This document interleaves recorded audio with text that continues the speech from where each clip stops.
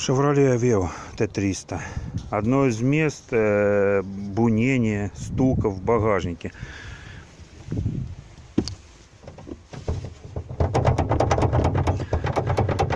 Вот. Ну, выход, я думаю, надо будет подложить резиновые какие-нибудь шайбы. Вопрос в том, что когда я разбирал заднюю панель, по-моему, я там крепления не видел. Но будем пытаться.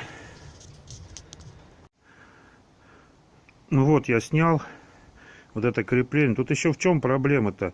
Фиксатор, вот он находится, вот он, видно его, пальчиком бью, да? А трубки, которые поддерживают багажник, находятся со стороны. И он вот так вот, получается, гуляет и постоянно бьет. Ну, здесь вот сейчас проложу уплотнитель. Ну и будем пробовать.